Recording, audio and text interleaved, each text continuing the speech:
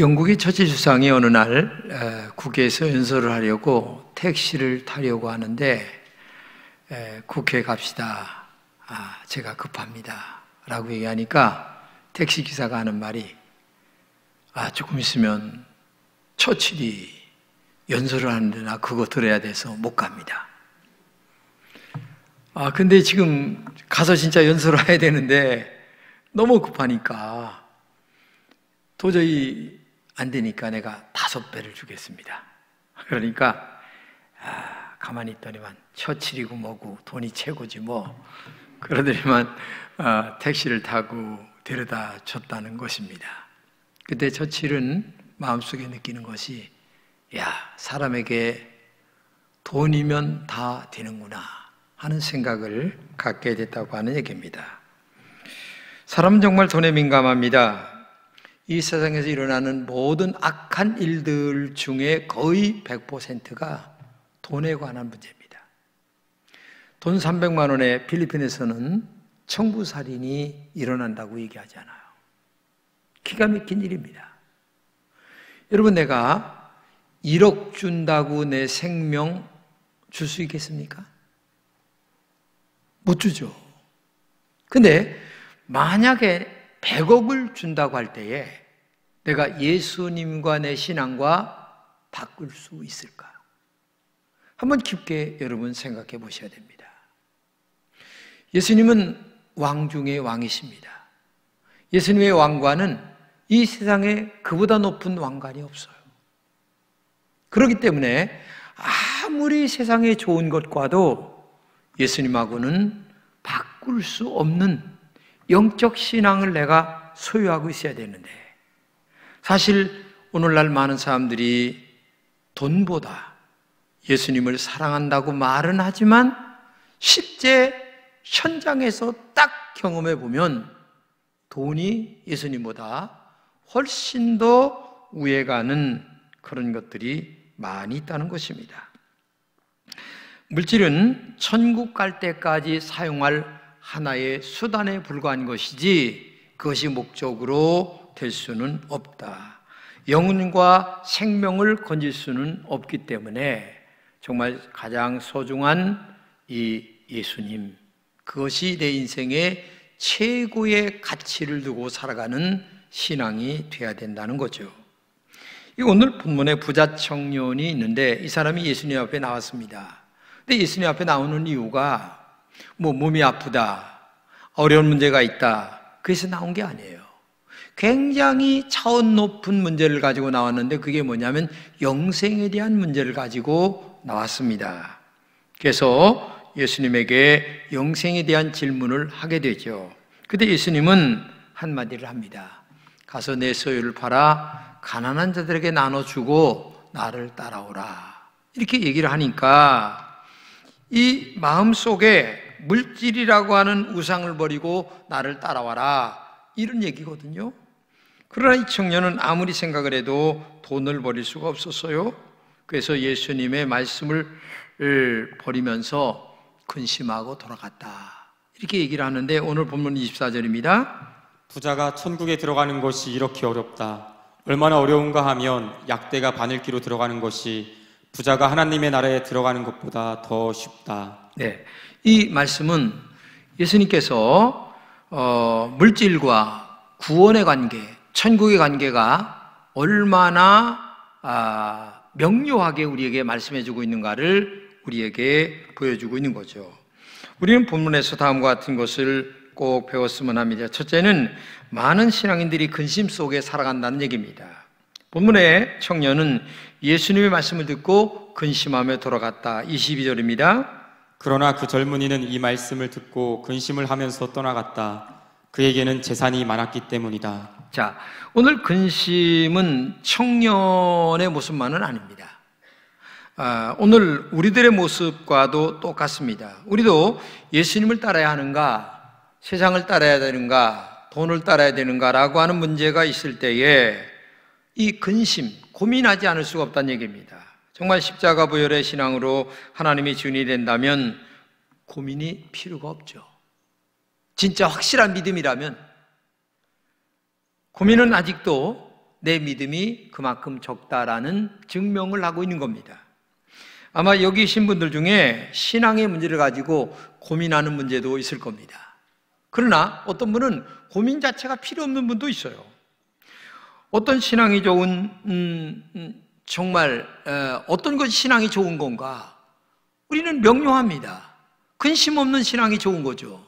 근데 우리는 세상이냐 물질이냐 아니면 신앙이냐 라고 하는 문제를 딱 놓고 있을 때에 굉장히 마음에 갈등을 느낄 때가 있다는 얘기죠. 그거는 아직도 예수님이 물질보다 아래에 있기 때문에 그렇다는 얘기죠. 오랫동안 신앙생활 했는데도 그렇다는 얘기입니다. 목사는 믿음으로 살라고 얘기합니다. 내 신앙 양심도 믿음으로 살라고 얘기합니다. 그런데 바른 말씀이 듣기가 싫은 겁니다. 마치 부모가 어린아이에게 공부 열심히 해라, 그것이 네 장래에 굉장히 도움이 될 것이다, 아무리 얘기를 해도 자식은 뭐 안 듣는데 어떡하는 겁니까? 나중에 뭐 어떻게 될지언정 지금 안 듣는데 어떻게 될 겁니까? 정말 참 마음 아픈 거죠. 우리는 이런 고민 속에 지금도 살아간다는 얘기입니다. 아무리 목사가 믿음으로 살아라, 성경이 말씀대로 살아라, 그 다음에 내 양심이 너 그러면 안 된다 얘기해도 이게 안 되는 걸 어떡하는 겁니까? 이 청년의 고민이 무엇이 진리라는 것을 잘 알고 있어요. 이 청년은 정말 영적인 이익보다 현실적인 이익과 계속 마음속에서 저울질하고 있는 겁니다. 사실 우리도 어떻게 신앙생활하는 것이 바르게 하는 것인가를 잘 알고 있습니다. 그런데도 우리도 마음속에서 저울질을 평생을 하고 앉아 있는 거예요. 남의 얘기가 아닙니다. 이게 내 얘기고 우리의 이야기입니다. 그 이유는 아직도 예수님이 진정한 내 마음속에 주인이 아직도 안 됐다는 얘기입니다. 그렇게 오랜 동안 신앙생활을 했지만은 아직도 내가 주인이라고 하는 것이 이 저울질하는 마음속에 담겨져 있다는 것을 우리는 알아야 됩니다. 이 청년의 문제가 남의 이야기가 아니다. 바로 나의 이야기를 지금 하고 있는 것이다. 두 번째는 부자가 천국에 가는 것보다 낙타가 바늘기로 빠져나가는 것이 더 쉽다고 말씀하신 얘기입니다. 물질의 힘은 정말 대단합니다. 이 세상의 모든 것은 돈으로 다 해결됩니다. 본문 24절입니다. 내가 다시 너희에게 말한다. 부자가 하나님 나라에 들어가는 것보다 낙타가 바늘기로 지나가는 것이 더 쉽다. 얼마나 말도 안 되는 얘기였지만은요, 이게 현실이란 얘기입니다. 제가 아파트 22층에 살고 있습니다. 그 앞이 이렇게 환하게 보입니다. 얼마나 경치가 좋습니까? 근데 어느 날 저의 마음속에 이런 생각이 들었어요. 만약에 이 유리창에게 지금 이대로 있으면 좋지만 만약에 수은을 다 바른다면 어떻게 될까? 수은을 바르면 뭐가 돼요? 거울이 되는 겁니다. 저 멀리 아름다운 경치가 안 보여요. 내 얼굴만 보일 뿐이에요. 그런데 오늘 우리들 마음속에는 이 물질이라는 수은, 세상이라는 욕망의 수은, 자기라고 하는 수은을 계속 발라대면서 하나님 앞에 나와 복 달라고 빌고 앉았어요. 이게 어불성설이에요. 말도 안 되는 신앙생활하고 있는데 이게 오늘 우리들의 신앙생활의 모습이란 얘기죠. 물질은 창세기에서부터 섬김의 대상이 아니라 다스림의 대상이라고 얘기하고 있잖아요. 하나님과 나와 물질 관계를 바르게 세워야 합니다. 우리는 하나님의 형상대로 지음받은 피조물이잖아요. 나를 만드신 하나님을 바르게 섬겨야 되는데 세상이라고 하는 물질, 명예, 아니면은 이 세상이라고 하는 욕망 때문에 하나님이 저 아래로 내려가 계신 경우가 많이 있습니다. 하나님은 우리에게 모든 만물을 맡겨주셨어요. 인간은 하나님을 섬기면서 만물을 다스리는 것이 인간의 본질인데 말입니다. 그런데 인간은 하나님의 자리에 물질을 올려놓았습니다. 명예를 올려놓습니다. 그래서 물질 우상 숭배의 죄를 범하고 있는 것이 오늘 여러분과 제가 아닌가 생각을 해봅니다. 이 본문의 청년의 말로는 하나님을 굉장히 잘 섬긴다고 이야기하고 있습니다. 그러나 실제로는 돈을 하나님으로 섬겼습니다.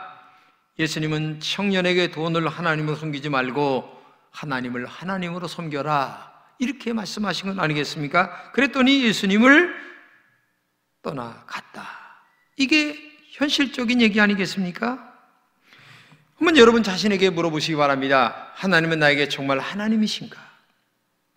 정말 하나님을 하나님으로 섬기는 신앙인가? 아니면 돈이 하나님인가? 하나님을 내 인생에서 주인이라고 고백하는 진짜 신앙이 나에게 있는가?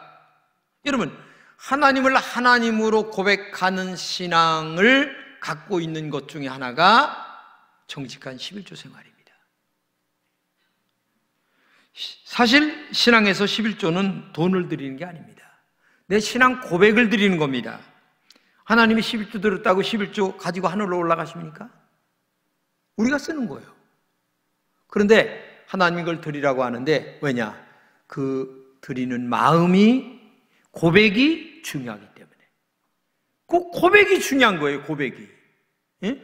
고백이 삶이 되고, 고백이 인생이 되고, 고백이 신앙이 되고, 그 고백 자체가 중요한 건 아니겠냐 그 말이죠. 그 고백의 표시가 11조로 나타나는 거예요. 예? 나에게 물질이 하나님은 아닙니다. 하나님은 나의 하나님이십니다. 이런 신앙 고백을 드리는 것도 아니겠습니까? 나는 물질보다 하나님을 더 사랑합니다. 나는 물질이 아니라 하나님을 경배합니다. 라고 하는 고백이 정직한 11조예요. 여러분, 자식을 위해서 물질을 쓰면서 아까운 부모가 있습니까? 없어요. 빚을 내서라도 자식을 위해서 쓰는 거예요. 왜? 자식을 사랑하기 때문에. 근데 하나님을 그렇게 사랑한다고 하면서도 10분의 1을 드리지 못한다면 그게 하나님을 사랑하는 겁니까? 이건 말도 안 되는 얘기입니다. 이율배반적인 신앙입니다. 응? 내 인생에서 주님을 위해서 봉사하는 것, 육신적으로는 힘듭니다. 그렇죠? 근데 마음만은 즐거워야 되는 거예요. 그것이 신앙 아니겠습니까? 그게 믿음 아니겠습니까? 오늘 본문의 부자는 하나님의 나라에 들어가는 것은 낙타가 바늘기로 들어가는 것보다 더 어렵다고 했는데 그만큼 인간 안에 들어있는 물질의 욕망이 그렇게 크다는 얘기입니다. 인간이 변하는 것이 그렇게 어렵다는 얘기입니다.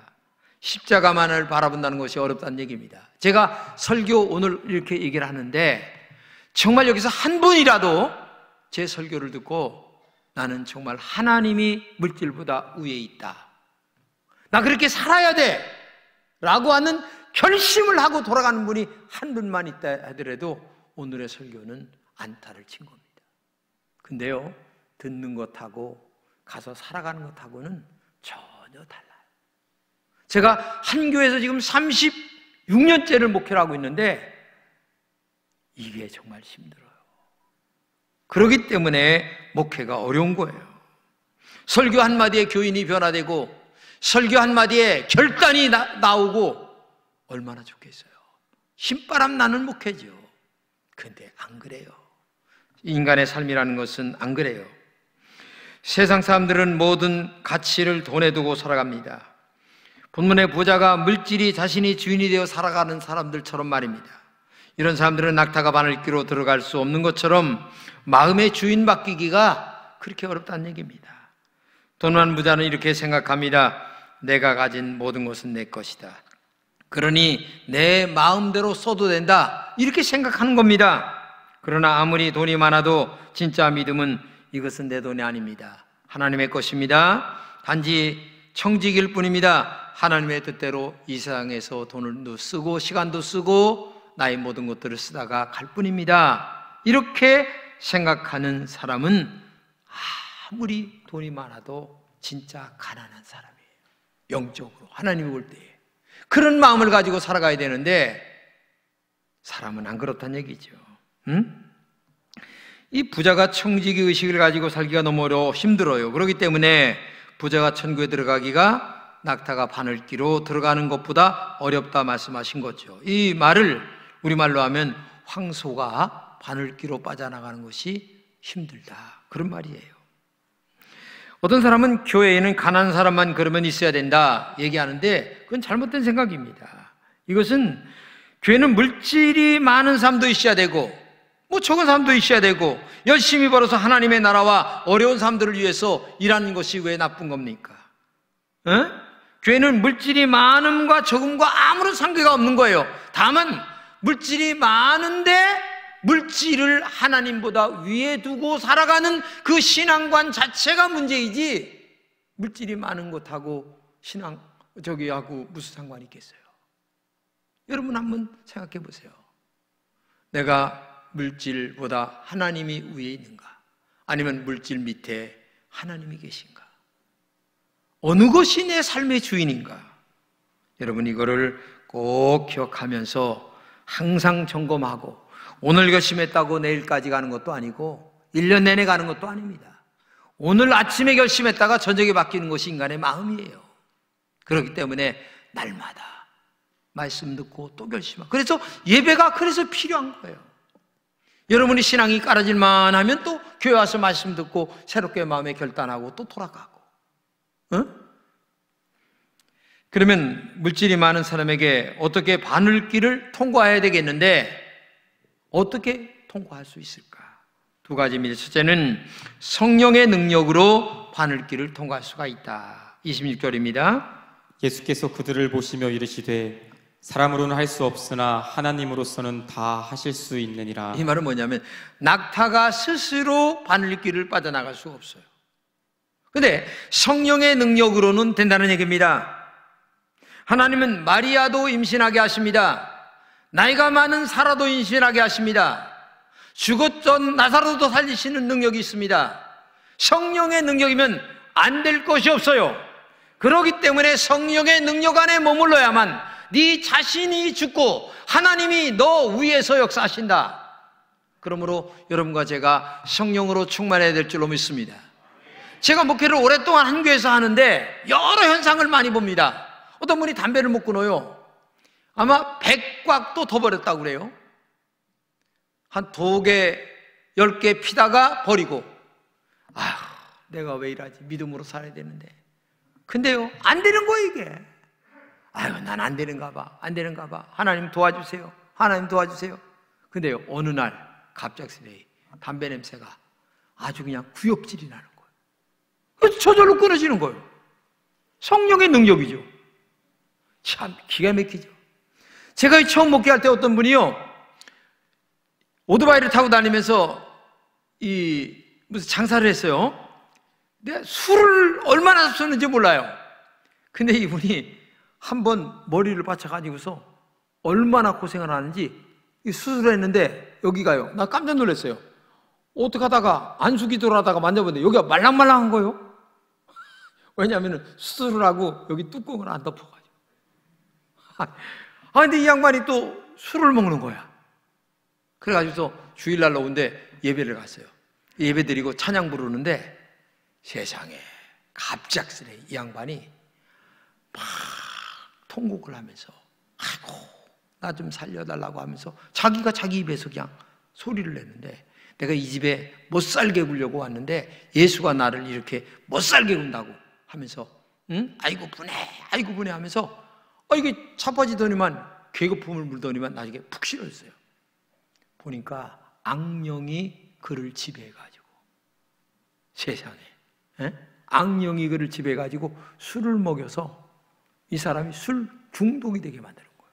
근데 나중에 이 양반이 한 10분 있다 일어나더니만 통곡을 하면서 정신 차리더니만 그 후로 술을 싹 끊어버렸어요. 이 사람의 힘으로 안 되더라고요.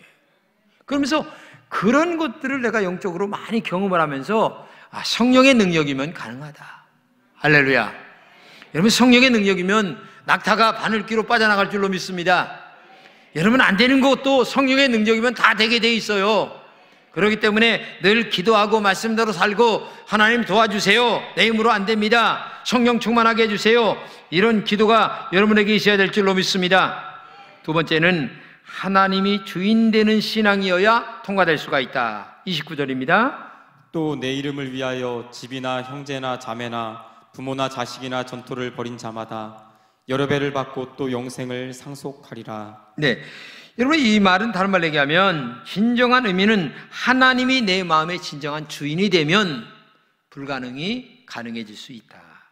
하나님이 주인 되는 신앙생활을 하려면 내가 얼마나 큰 죄인인가를 알아야 되고, 그리고 예수님이 나를 위하여 십자가에 피 흘려 죽으신 보혈의 능력, 십자가의 능력이 얼마나 위대한가를 고백하는 신앙이 될 때에 하나님이 내 안에서 주인 되는 은혜가 있을 줄로 믿습니다.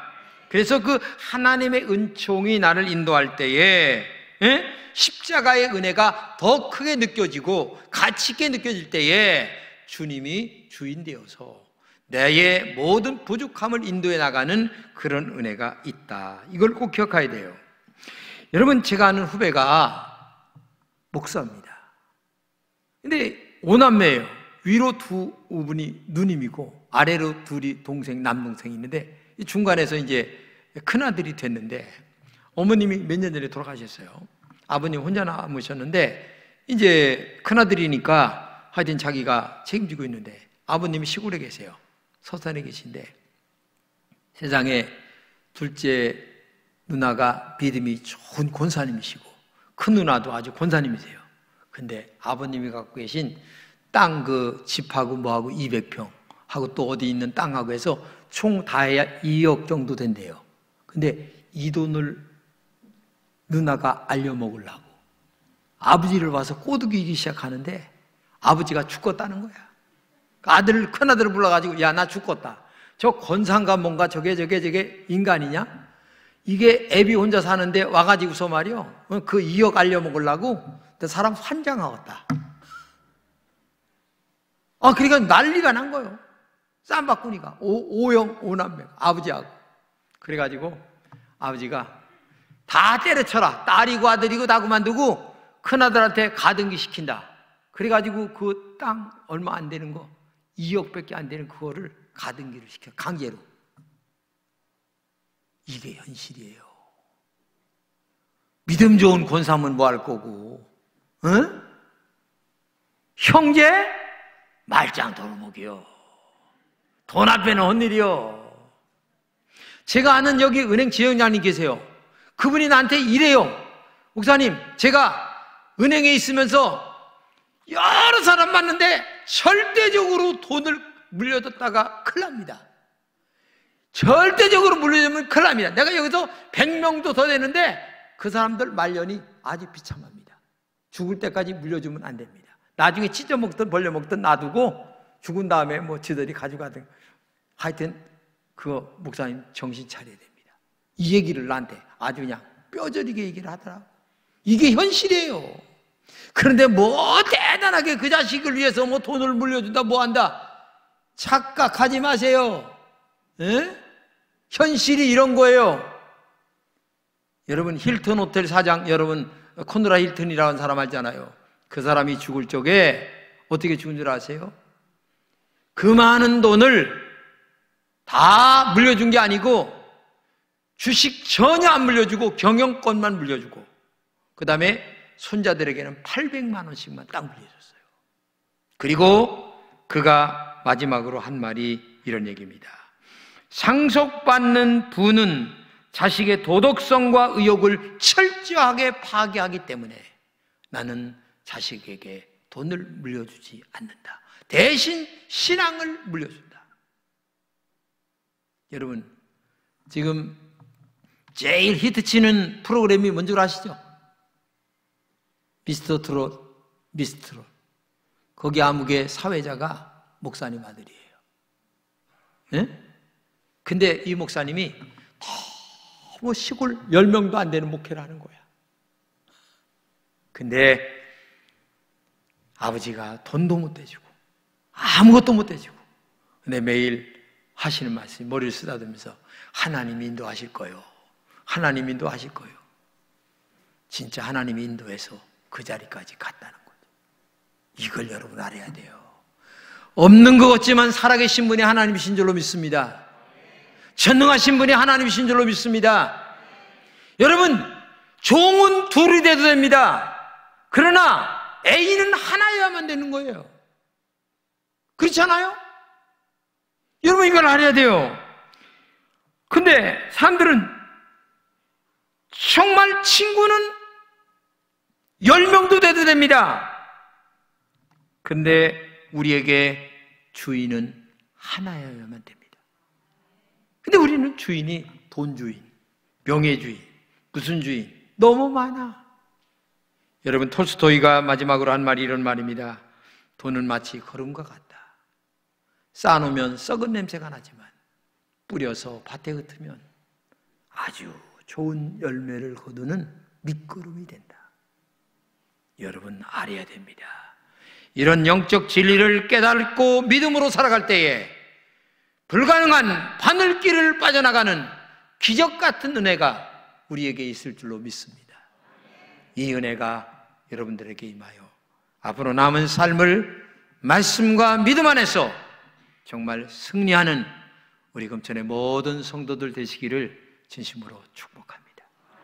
기도하겠습니다. 하나님 감사합니다. 우리 금천의 모든 성도들에게 믿음을 더하여 주옵소서. 말씀대로 살게 하여 주옵소서. 주님이 주인 되게 하여 주시옵소서. 그리하여 하나님 나라를 바라보며 또박또박 걸어가는 하나님의 종들이 되게 하여 주옵소서. 성령 하나님, 우리에게 그런 믿음을 더하시고 오늘의 결심한 바가 흔들릴 때에 이 말씀을 다시 한번 인터넷에 들어가 듣고 또다시 마음에 결심하고 우리의 주목을 불끈 치는 그런 결단 있는 믿음들이 우리에게 있게 하여 주옵소서.